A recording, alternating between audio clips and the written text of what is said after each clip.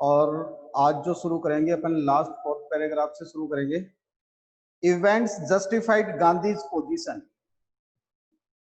देख लो, आप सभी मिल गया बेटा, शुरू करते हैं।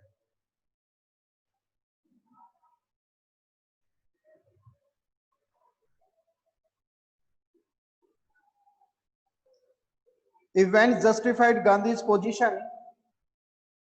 तो ये पूरा का पूरा जो मैटर था वो खत्म हो गया। 25% जो मूलधन था वो लौटाने के लिए गांधी जी ने हामी भर दी, और जो प्लांटर्स थे, जो लैंडलॉर्ड्स थे, उन्होंने उसको लौटा दिया। और इससे दो चीजें सीखने को मिली।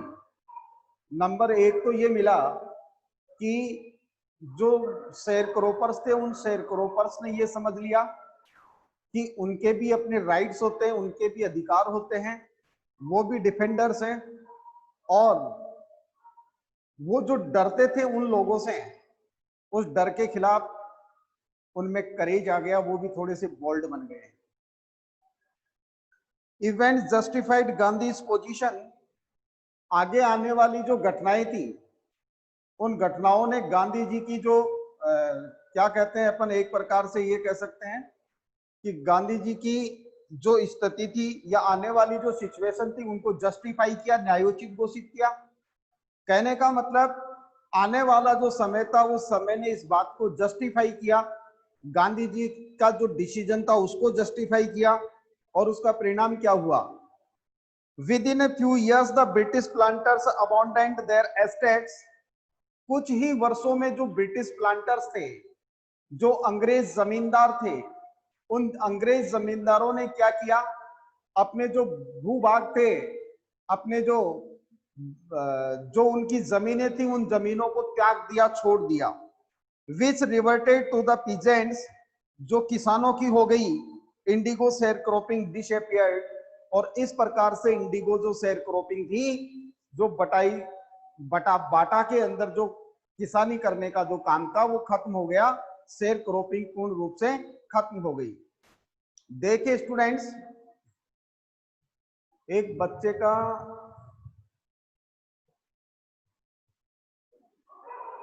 अपन को थोड़ा सा ये देखना है कि एक क्वेश्चन यदि इसमें से बन जाए कि when and how the share cropping disappeared, how and when did the share cropping disappear, कब और किस प्रकार से शेयर क्रॉपिंग खत्म हुई? तो share cropping disappeared after the Champaran episode, या because of the Champaran episode, when the landlords, when the sharecroppers got their triumph, got their rights against the landlords, they learned the courage and began to face the landlords with courage. किसानों ने साहस के साथ किसानों का, जमींदारों का सामना करना शुरू कर दिया था। देखिए, पूरे के पूरे जो भूभाग थे, जमीनों के जो भूभाग थे, वो सब के सब छूट गए। उन समस्त भूभागों को त्याग दिया गया जमींदारों के द्वारा, और वो जमीनें किसानों की हो गई। कैसे हो गई? एक एग्जांपल से बात करते हैं। पहले क्या होता था, जब शेयर क्रॉपिंग चलती थी तो किसान इतने डरे हुए लोग होते थे कि जमींदार के आदमी आते और वो उसको डांटते, धमकाते, उसके सामने वो सिर्फ हाथ जोड़े हुए खड़ा रहता, और जो भी वो कहता उसके आदेश की पालना कर लेते। जैसे ही कोई अनाज निकलता, किसान उसकी बोरियां भरकर अपने घर ले जाता, और जमींदार जो है उसके आदमी आ जाते, ला अनाज ला। तो जैसे नियम से उसकी 2 बोरी होती है, वो 10 बोरी उठा ले जाते, और वो जो किसान था वो बेचारा डरता हुआ कुछ नहीं कह पाता। लेकिन बाद में क्या हुआ, जो घटनाएं हुई, वो घटनाएं न्यायोचित हुई, जस्टिफाइड हुई। और अब क्या हुआ, अब किसान ने करेज सीख लिया, साहस सीख लिया। साहस सीखने के कारण जो जमींदार थे, उन लोगों का वो सामना करने लगे। जैसे ही जमींदार कुछ मांगने के लिए आता, किसान लठ लेकर बाहर निकलता। ऐसे में धीरे धीरे जब जमींदारों को उनकी उस जमीन का कोई बेनिफिट मिलना बंद हो गया, तो ऐसे में उन्होंने सोचा इस जमीन का मतलब ही क्या है। धीरे धीरे वो जमीनें किसानों की हो गई और जमींदारी प्रथा का अंत हो गया। Gandhi never contented himself with large political और इकोनॉमिक सॉल्यूशन। ये जो बड़ा राजनीतिक और आर्थिक समाधान निकला, इस समाधान से गांधी संतुष्ट नहीं हुआ। मतलब गांधी जी सिर्फ संतुष्ट होकर नहीं बैठ गए कि अब तो किसानों का शेयर क्रॉपिंग खत्म हो गई, अब तो आराम से किसान जीत गए, कोई दिक्कत नहीं है। गांधी जी सिर्फ इस राजनीतिक और आर्थिक समाधान से संतुष्ट होकर नहीं बैठे। ही saw the cultural and social backwardness in the Champaran village. उन्होंने चंपारण के गांवों में सामाजिक और सांस्कृतिक पिछड़ापन देखा। देखिए क्वेश्चन बनेगा, what steps did Gandhi take to remove the cultural and social backwardness in Champaran villages. Champaran के गांवों में जो सामाजिक और जो सांस्कृतिक पिछड़ापन गांधी जी ने देखा था, उस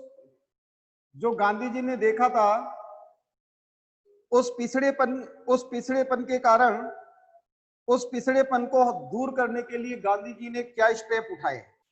तो देखिए गांधी जी ने चंपारण के गांवों में सामाजिक और सांस्कृतिक पिछड़ापन देखा and wanted to do something about it immediately. और गांधी जी तुरंत इस संदर्भ में कुछ करना चाहते थे। गांधी जी तुरंत इस संदर्भ में कुछ करना चाहते थे। He appeal to teachers Mahadev Desai. देखिए क्या कहा, उसका जवाब है, he appeal to teachers Mahadev Desai and Narhari Parikh, two young man who had just joined Gandhiji as disciples and their views volunteered for the work। Gandhi ji ने अध्यापकों से निवेदन किया कि भाई मुझे अध्यापकों की आवश्यकता है, मुझे टीचर्स की आवश्यकता है, जो समाज में रहकर, चंपारण में रहकर चंपारण के किसानों के लिए काम कर सके। तो जैसे ही गांधी जी ने अपील की, तो एक तो था महादेव देसाई और एक था नरहरि पारिक। ये दोनों के दोनों युवा व्यक्ति थे, और ये जो दोनों युवा थे, ये गांधी जी को अभी गांधी जी के कुछ समय पहले ही शिष्य बने थे। दोनों ये युवा and their views volunteered for work. इन दोनों युवाओं ने और इन दोनों की पत्नियों ने, मतलब इन दोनों युवाओं की पत्नियों ने, इन चारों आदमियों ने वहां रहकर अपनी इच्छा से बिना किसी मेहनताने के काम करने का निर्णय लिया। several more came from Bombay, Pune and other distant parts of the land। और इन चारों के अलावा अनेक और भी लोग थे जो बंबई से, पूना से और दूर दराज के देश के अनेक हिस्सों से वहां पहुंचे। Devdas Gandhi youngest son arrived from आश्रम। गांधी जी का जो सबसे छोटा लड़का था, जिसका नाम देवदास था, वो भी आश्रम से वहां आ गया। और and so did Mrs Gandhi. और इसी प्रकार से श्रीमती गांधी भी वहां पहुंची। इसी प्रकार से श्रीमती गांधी भी वहां पहुंची। प्राइमरी स्कूल्स वर ओपनड इन 6 विलेजेज। क्या कदम उठाए गए, जवाब देखना। 6 गांवों में प्राथमिक विद्यालय खोले गए। कस्तूरबा टॉट द आश्रम rules on personal cleanliness and community sanitation. Kasturba Gandhi, जो गांधी जी की मिसेज थी, उन्होंने उन लोगों को आश्रम के नियम समझाए, आश्रम के नियम पढ़ाए, मतलब व्यक्तिगत स्वच्छता का पाठ पढ़ाया। और सामाजिक जो स्वच्छता होती है, सामुदायिक जो स्वच्छता होती है, कम्युनिटी सैनिटेशन, वो गांधी जी की मिसेज ने वहां पढ़ाया। Health conditions were miserable. स्वास्थ्य की जो स्थिति थी वो काफी दयनीय थी। Gandhi got a doctor to volunteer his services. Gandhi को अपनी सेवाएं देने वाले, इच्छा से सेवा देने वाले डॉक्टर मिल गए। 3 मेडिसिन वर अवेलेबल। 6 महीने तक फ्री सेवा देने वाला डॉक्टर भी मिल गया। 3 मेडिसिन वर अवेलेबल। 3 प्रकार की दवाइयां मौजूद थी। कैस्टर ऑयल था, कुनैन थी एंड सल्फर ऑइंटमेंट था। Anybody who showed a coated tongue was given a dose of castor oil। कोई भी व्यक्ति जो अपनी गंदी जीभ दिखाता, मतलब जिसकी जीभा पर गंदगी जमी हुई होती, उस व्यक्ति को कैस्टर ऑयल का डोज दे दिया जाता था। Anybody with malaria fever received quinine plus castor oil. और यदि किसी को फीवर होता, मलेरिया बुखार होता, तो उसको कुनैन प्लस कुनैन और उसके साथ कैस्टर ऑयल दिया जाता। Anybody with skin eruption. और यदि किसी के स्किन पर कोई फोड़े फुंसी होते, received ointment pulse castor oil. उसको ऑइंटमेंट के साथ कैस्टर ऑयल दिया जाता। एक पाउडर होता था ऑइंटमेंट, और उसके साथ कैस्टर ऑयल दिया जाता। कैस्टर ऑयल लगाकर उसके ऊपर पाउडर डाल दिया जाता था। Gandhi ji notice the filthy state of women's cloth. इसके बाद में गांधी जी की नजर औरतों के गंदे कपड़ों पर पड़ी। जो चंपारण के गांवों की औरतें थी उनके कपड़े बड़े गंदे थे, इस पर गांधी जी की नजर पड़ी। He asked Kasturba to talk them about it. उन्होंने कस्तूरबा गांधी से कहा कि वह उन औरतों से बात करे, कपड़े स्वच्छ पहने। वन वुमन टुक कस्तूरबा इनटू हर हट एंड सेड। और जब कस्तूरबा ने औरतों से कहा तो एक औरत कस्तूरबा को पकड़कर अपनी झोंपड़ी में ले गई और ले जाकर कहा, look here is no box or cupboard here for clothes. उसने कहा कि कस्तूरबा जी देखो, न तो यहाँ कोई बक्सा है, न यहाँ कोई अलमारी है कपड़ों के लिए। The sari I am wearing is the only one I have. और जो साड़ी मैंने पहन रखी है वो भी एकमात्र अकेली साड़ी है जो मैं पहनी हुई हूँ। अब ऐसी स्थिति में कपड़े कैसे धोएं, साफ रखें। During is long stay in Champaran Gandhi kept a long distance watch. फिर यहाँ से क्वेश्चन बनेगा कि चंपारण में रहते हुए गांधी जी ने अपने आश्रम पर किस प्रकार से दृष्टि रखी। तो during is long stay in Champaran Gandhi kept a long distance watch on the आश्रम। चंपारण में रहते हुए गांधी जी ने अपने आश्रम पर दूर दराज से दृष्टि रखी। He sent regular instructions by mail. वह मेल के माध्यम से, तार के माध्यम से रेगुलर इंस्ट्रक्शंस भेजते रहते थे। And asked for financial accounts. और जो लेखा जोखा होता था आर्थिक, उसके बारे में बात करते रहते थे। Once he wrote to the residents that it was time to fill in the old latrine trenches and dig new ones, otherwise the old ones would begin to smell bad. एक बार उन्होंने आश्रम के निवासियों को लिखा था कि जो गटर के पुराने गड्ढे थे, अब उन गड्ढों को भरने का समय आ गया था और नए गड्ढे खोदने की आवश्यकता थी, क्योंकि पुराने वाले जो गड्ढे हैं वो बहुत जल्दी बदबू देने लग जाएंगे। The Champaran episode was the turning point in Gandhi's life. ये भी क्वेश्चन बनता है, कई बार बोर्ड के एग्जाम में पूछा गया है कि चंपारण एपिसोड गांधी जी के जीवन में एक महत्वपूर्ण टर्निंग पॉइंट था कैसे। तो गांधी जी के जीवन में चंपारण की जो घटना थी वो एक महत्वपूर्ण परिवर्तन का बिंदु था। What I did, he explained, was a very ordinary thing. Gandhi ji ने कहा कि मैंने क्या किया, मैंने तो एक सामान्य सा काम किया। I declared that the British could not order me about in my own country. मैंने तो सिर्फ ये कहा कि अंग्रेज लोग मुझे मेरे देश में आदेश नहीं दे सकते, बस यही काम मैंने किया।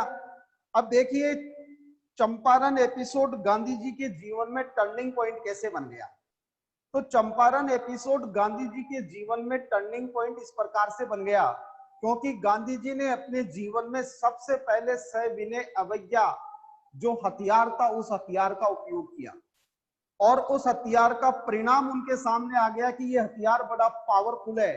इसलिए आगे भारत को स्वतंत्र करवाने के लिए बार बार उन्होंने सविनय अवज्ञा आंदोलन किया, सविनय अवज्ञा की, जिसके कारण अंत में अंग्रेजों को भारत छोड़ना पड़ा।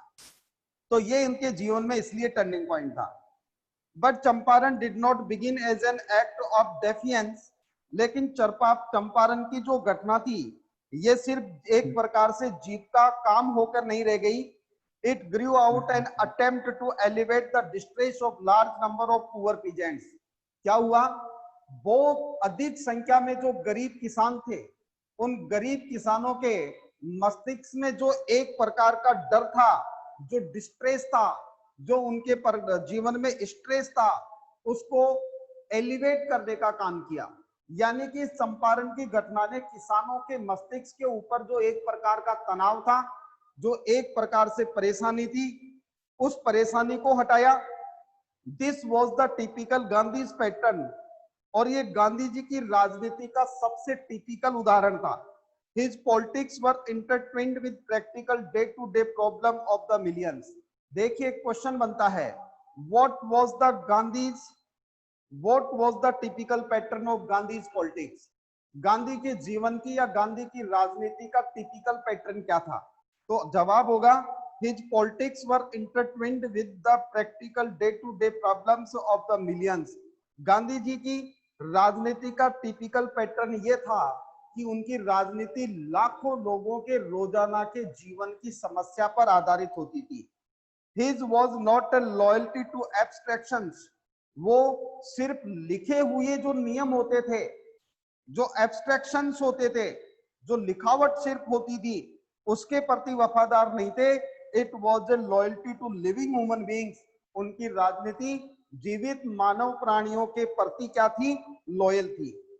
जैसे आपने देखा होगा, एक एग्जाम्पल की अपन बात करें, स्कूल में नियम है कि विदाउट यूनिफॉर्म आपको स्कूल में नहीं घुसने दिया जाएगा, आपको स्कूल में अलाउ नहीं किया जाएगा। अब सोचिए, एक बच्चा आज विदाउट यूनिफॉर्म में आ गया और अब एक तो नियम लिखा हुआ है, उस नियम को मान लिया जाए तो बच्चे को वापस आना पड़ेगा। और एक मानवता ये कहती है कि पहले उस बच्चे से पूछा जाए कि बेटा क्या दिक्कत है, आप विदाउट यूनिफॉर्म में क्यों आए। जब बच्चे से पूछा गया तो उसने बताया कि सर मैंने यूनिफॉर्म पहन ली थी, सुबह सुबह यूनिफॉर्म पहनने के बाद में जब स्कूल आने का टाइम हुआ, उससे पहले मैं नाश्ता करने लगा तो अचानक मेरे हाथ से दूध का जो गिलास था वो फिसल कर मेरे यूनिफॉर्म पे गिर गया, इसलिए मेरे को यूनिफॉर्म चेंज करनी पड़ी। तो वो ह्यूमैनिटी है, और उस ह्यूमैनिटी में नियम को तोड़ना जरूरी है, मतलब उस बच्चे को क्लास में अलाउ करना जरूरी है। ये होती है मनुष्य के जीवन से संबंधित लॉयल्टी। और एक लिखा हुआ नियम है कि without uniform can not be allowed, तो बच्चा वापस चला जाएगा, वापस चला जाएगा तो उसका नुकसान कितना हो जाएगा। तो ये सब चीजें हमें देखनी चाहिए। गांधी जी की राजनीति सिर्फ लिखे हुए कानूनों की नहीं थी, गांधी जी की राजनीति व्यक्ति की समस्याओं से संबंधित थी। In everything Gandhi did more, he try to mould a new free Indian. और गांधी जी ने किया क्या? गांधी जी ने एक नए स्वतंत्र व्यक्ति का निर्माण किया। यानी व्यक्ति वही थे, लेकिन उन व्यक्तियों को क्या करवाया? उन व्यक्तियों को स्ट्रेस फ्री करवाया, उन व्यक्तियों को बोल्ड बनाया, उन व्यक्तियों को एक प्रकार से न्यू स्वतंत्र भारतीय के रूप में स्थापित किया। Who could stand on his own feet and thus make India free? उन्होंने सिर्फ लोगों को एक किया, लोगों को अपने पांव पे खड़ा किया, साहसी बनाया और भारत को आजाद करवा दिया। Early in the Champaran action, Charles Freer Andrews. Champaran का जो प्रारंभिक एपिसोड था, यानी जब चंपारण की घटना शुरू हुई थी, उस समय Charles Freer Andrews the English pacific, एक अंग्रेज युद्ध विरोधी व्यक्ति या शांति प्रिय व्यक्ति, पैसिफिस्ट का मतलब होता है युद्ध विरोधी, वो had become a devoted follower of Mahatma Gandhi. तो एंड्रयूज महात्मा गांधी का बहुत ही बड़ा फॉलोवर बन गया था, एंड्रयूज महात्मा गांधी का बहुत बड़ा फॉलोवर बन गया था। came to bid Gandhi farewell before going on a tour of duty to the Fiji Islands। तो जो एंड्रयूज था वो फिजी इजलैंड के अंदर कोई काम से जा रहा था, अपने सेवाएं देने के लिए जाना था उसको। तो जाने से पहले वो गांधी जी से अलविदा कहने आया, गांधी जी से आशीर्वाद लेने आया। Gandhi's lawyer friends thought it would be a good idea Andrews to stay in Champaran and help them। तो जब वो गांधी जी से अनुमति लेने आया या गांधी जी से जब फेयरवेल करने के लिए आया, अंतिम विदाई लेने के लिए आया, तो उस समय गांधी जी के जो मित्र थे उन्होंने सोचा कि ये एंड्रयूज अंग्रेज आदमी है और गांधी जी का बहुत बड़ा फॉलोवर है, ऐसे में यदि ये एंड्रयूज हमारे साथ रहकर हमारी तरफ से अंग्रेजों के खिलाफ लड़े तो हमारा पक्ष मजबूत हो जाएगा, यानी कि अंग्रेज भी हमारे तरफ हो जाएगा। तो वो ये चाहते थे। Andrews was willing if Gandhi agreed. Andrew भी इस बात के लिए तैयार था, यदि गांधी जी सहमत होते तो एंड्रयू भी चाहता था कि वो भी गांधी जी के साथ ब्रिटिशर्स के खिलाफ लड़े। बट गांधी वॉज वेहेमेंटली अपोज्ड, लेकिन गांधी ने भरपूर विरोध किया। गांधी ने इसका भरसक विरोध किया। He said, you think that in this the weakness of your heart, unequal fight, it would be helpful if we have an English man on our side। उन्होंने, गांधी जी ने अपने साथियों से पूछा है, तुम क्या समझते हो, एडमिट करना है, तुम क्या समझते हो, क्या ये अनइक्वल जो फाइट है, असमान जो लड़ाई है जिसमें एक अंग्रेज व्यक्ति हमारी तरफ हो जाएगा, तो क्या इससे हमें कोई फायदा मिलेगा, क्या ये हमारे लिए लाभदायक रहेगी? This shows the weakness of your heart. Gandhi ji ने कहा, इससे तुम्हारे हृदय की कमजोरी को पता चलता है, यानी कि तुम सिर्फ एक अंग्रेज व्यक्ति को मोहरा बनाकर युद्ध जीतना चाहते हो। It's the weakness of your heart, ये तुम्हारे हृदय की कमजोरी है। द कॉज इज जस्ट, कारण न्यायोचित है, and you must rely upon yourself to win the battle, और इस लड़ाई को लड़ने के लिए, जीतने के लिए तुम्हें अपने आप पर आश्रित होना चाहिए। You should not seek a prop in mister Andrews, तुम्हें श्रीमान एंड्रयूज के अंदर कोई बैसाखी नहीं ढूंढनी चाहिए जिस बैसाखी के सहारे तुम चल सको, because he happens to be an Englishman, क्योंकि वो संयोग से एक अंग्रेज आदमी है।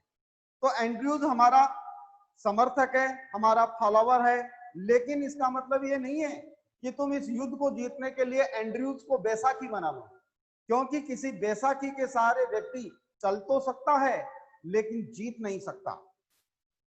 He had read our minds correctly, Rajendra Prasad commented.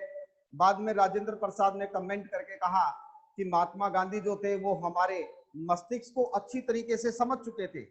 And we had no reply, और जब उन्होंने हमसे पूछा तो इस बात का हमारे पास कोई जवाब नहीं था। Gandhi in this way taught us a lesson in self reliance, इस प्रकार से एंड्रयूज का सपोर्ट नहीं लेने की बात कहकर गांधी जी ने हमें आत्मनिर्भरता का पाठ पढ़ाया। सेल्फ रिलायंस का मतलब होता है आत्मनिर्भरता। सेल्फ रिलायंस, आत्मनिर्भरता, इंडियन इंडिपेंडेंस, भारतीय स्वाधीनता, and help to sharecroppers were all bond together, और शेयर क्रॉपर्स की सहायता, ये समस्त चीजें आपस में एक दूसरे से जुड़ी हुई थी। अब देखिए अबाउट द लेसन को मैं थोड़ा सा पढ़ा देता हूं। Louis Fischer 1896 to 1970, Louis Fischer का जन्म 1896 में हुआ था, 1970 में उनका देहावसान हो गया। Was born in Philadelphia on 29 February 1896, इनका जन्म फिलाडेल्फिया में 29 फरवरी 1896 में हुआ था। He studied at the Philadelphia School of Pedagogy from 1914 to 16, 1914 से 1916 के बीच में जो फिलाडेल्फिया की जो स्कूल थी पेडागोजी, वहां इन्होंने अध्ययन किया। आफ्टरवर्ड्स बिकम ए टीचर, उसके बाद वो एक अध्यापक बन गए। He worked with several newspapers, ये जो लुइस फिशर थे इन्होंने कई समाचार पत्रों के साथ काम किया। Louis Fischer's most famous works includes his life of Mahatma Gandhi 1950, और जो सबसे महत्वपूर्ण इनका काम है उनमें जो पुस्तकें इन्होंने लिखी है उसमें लाइफ ऑफ महात्मा गांधी 1950 में लिखी है। A life of Lenin won him the 1965 National Book Award in the History and Biography. Life of Lenin इन्होंने लिखा 1965 में, और इस पुस्तक को नेशनल अवार्ड मिला, national book award in history and biography में इसको अवार्ड मिला। A Life of Mahatma Gandhi was also made into a film, इनकी लिखी हुई जो पुस्तक है लाइफ ऑफ महात्मा गांधी, इस पुस्तक के ऊपर एक फिल्म भी बनी है। Which won the Academy Award 1982, और ये जो फिल्म है इस फिल्म का नाम गांधी है, और इस फिल्म ने 1982 के अंदर अकेडमी अवार्ड जीता है। Indigo is an expert from Louis Fischer's books the life of Mahatma Gandhi, Indigo नामक जो चैप्टर है ये लुइस फिशर की बुक में से लुइस फिशर की जो बुक है the life of Mahatma Gandhi से लिया गया है। In Indigo the author describes how Gandhi played a vital role in fighting for the case of the sharecroppers of Champaran in Bihar during the British rule. इस किताब में ये बताया गया है कि गांधी जी ने किस प्रकार से अंग्रेजों के खिलाफ, गांधी जी ने किस प्रकार से किसानों के लिए ब्रिटिश शासन के अंदर और उनके लिए एक बहुत ही बड़ा रोल प्ले किया, बहुत ही बड़ी लड़ाई लड़ी। The poor peasants were exploited by the cunning land owners, क्योंकि बेचारे जो गरीब किसान थे उनका शोषण किया जा रहा था चतुर जमींदारों के द्वारा। The lesson exposes how the British landlords made the poor and illiterate peasants sign arrangements to perpetrate their exploitation. ये बताता है कि किस प्रकार से जो जमींदार थे उन जमींदारों ने किसानों को, किस प्रकार से जो जमींदार थे उन जमींदारों ने किसानों से एग्रीमेंट साइन करवा दिए थे उनके एक्सप्लॉइटेशन को एक्सटॉर्श करने के लिए। And extortion and Mahatma Gandhi the champion of the struggle against extortion and exploitation. ये जो एक्सप्लॉइटेशन और एक्सटॉर्शन मतलब ज्यादती का जो एक प्रकार से अपन ये कहे जो संघर्ष था, इसमें महात्मा गांधी उनका चैंपियन था, नेता था। The lesson also shows how Gandhi was able to unite the peasants. ये एक पार्ट ये भी बताता है कि गांधी ने किस प्रकार से किसानों को एकता के सूत्र में बांधा, liberate them from the fear of the British rule, और किस प्रकार से अंग्रेजों के शासन का जो डर था उसको खत्म किया, repression and create in them the feeling of self reliance, उन लोगों के अंदर किस प्रकार से आत्मनिर्भरता की भावना को जागृत किया, किस प्रकार से आत्मनिर्भरता की भावना को जागृत किया। Louis Fischer also shows here Louis Fisher also shows here how Gandhiji stay of more than 7 months in Champaran. Louis Fischer ये भी बताता है कि गांधी जी किस प्रकार से 7 महीने से भी ज्यादा लंबे समय तक चंपारण में रहे। Turning point, Champaran proved A turning point in history of Indian struggle for freedom, और चंपारण की जो घटना थी वो स्वतंत्रता आंदोलन का एक टर्निंग पॉइंट रहा। As it was here at Gandhi first time used the most potent weapons of civil disobedience and non-violence with incredible success, क्योंकि पहले बार गांधी जी ने सविनय अवज्ञा और ये जो आपका अहिंसा का जो हथियार था उसका पालन किया था, उसका यूज किया था, और इसकी बहुत बड़ी सफलता उनको मिली थी। इसके क्वेश्चन लिखिए बेटा जल्दी से।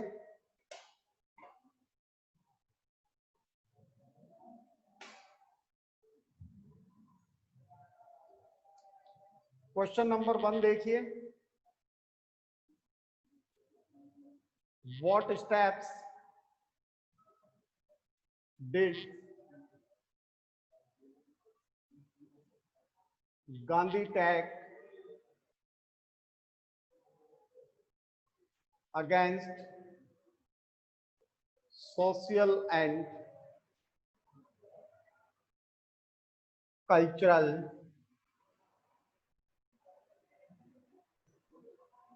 backwardness in Champaran?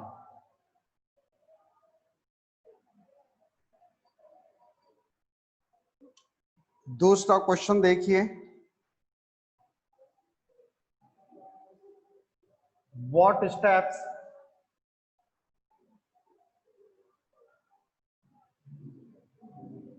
had been taken against poor health conditions?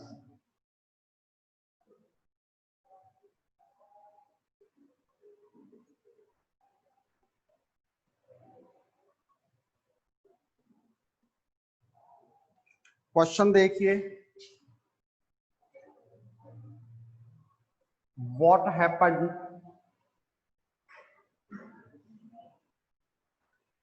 when Mrs. Gandhi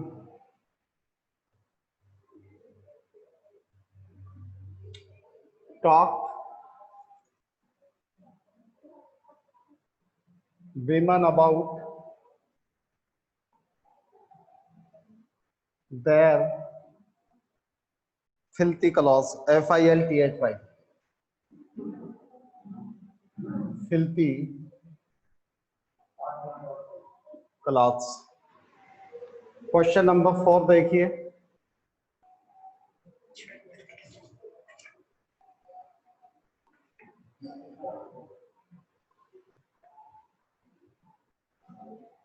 how did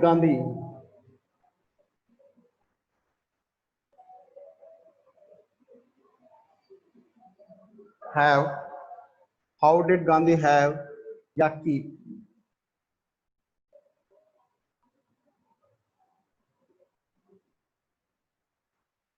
long distance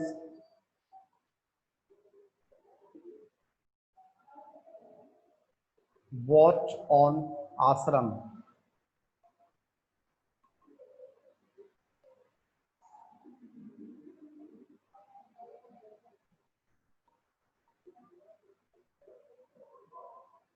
Why was Champaran incident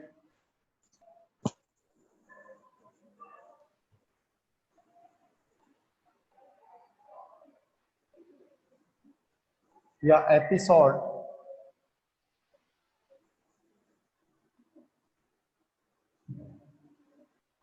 a turning point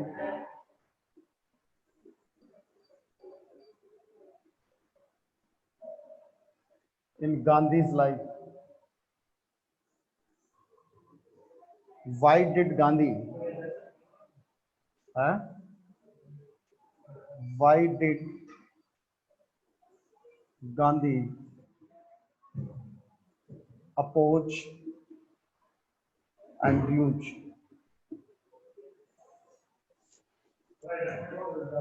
Last, how did Gandhi teach a lesson of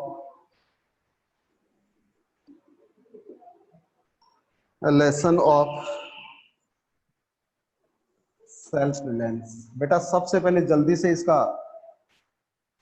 screenshot ले लो, जल्दी करो फटाफट, एक बार कहीं meeting complete ना हो जाए। और बताओ मेरे को ले लिया क्या? Tell me, have you done or not? ये चैप्टर कंप्लीट हो गया?